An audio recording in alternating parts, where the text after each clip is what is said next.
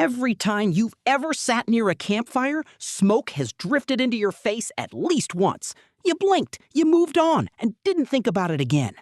Your ancestors couldn't just move. For most of human history, fire lived inside the same space you slept, ate, and stayed warm in. Which means the first time a human ever inhaled smoke wasn't a choice. It was simply what breathing near a fire meant. Archaeological sites like Wonderwork Cave in South Africa show controlled fire use going back roughly 1 million years. And later hearths at sites like Kesem Cave in Israel, going back 300,000 to 400,000 years, show fires rebuilt in the same enclosed spots again and again. Researchers studying skeletal remains from enclosed, poorly ventilated ancient dwellings have found evidence consistent with chronic smoke exposure, an unintentional, lifelong relationship with inhaled smoke long before anyone thought to do it on purpose. That's the accident. Here's where it becomes deliberate. At some point, someone noticed that not all smoke felt the same. Burning certain plants didn't just smell different, it changed how you felt. Anthropological research into traditional societies across the Americas, Africa, and Asia has documented an enormous range of plants burned specifically for their effect, not just their scent, often broadly described as ritual fumigation or smudging. This wasn't about taste. It was about altering a state of mind or driving out what a group believed was sickness in a world with no other explanation for illness at all. Here's the detail archaeologists actually have hard evidence for. At Rhino Cave in Botswana, deposits of datura, a naturally psychoactive and highly toxic plant dating back roughly 12,000 years, have been found near what researchers believe may have been ritual spaces. Because datura is dangerous in anything but extremely controlled circumstances, its use here is generally interpreted as evidence of early shamanic or spiritual practice, not casual habit. Smoke, at this point in human history, wasn't recreation.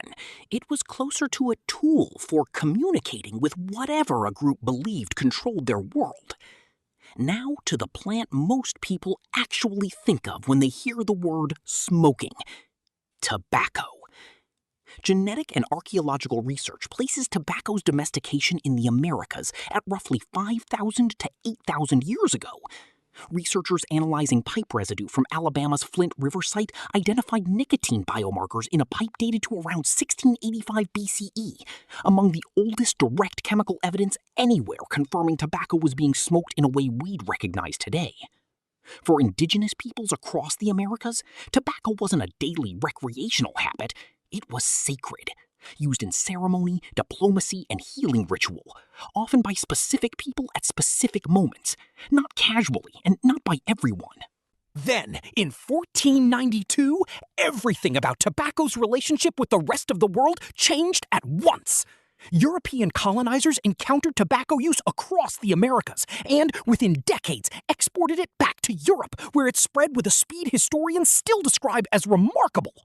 What had been a ceremonial plant, used deliberately and sparingly across thousands of years, became a global commodity within roughly one human lifetime. Here's the part that should genuinely bother you. The version of smoking most familiar today, frequent, recreational, and detached from ceremony or spiritual meaning entirely, is a relatively recent invention. It isn't the ancient practice. It's what happened after the ancient practice got separated from everything that once gave it meaning and restraint.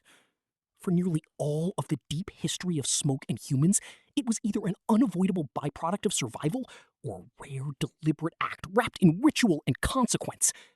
We didn't inherit casual smoking from our ancestors. We inherited fire.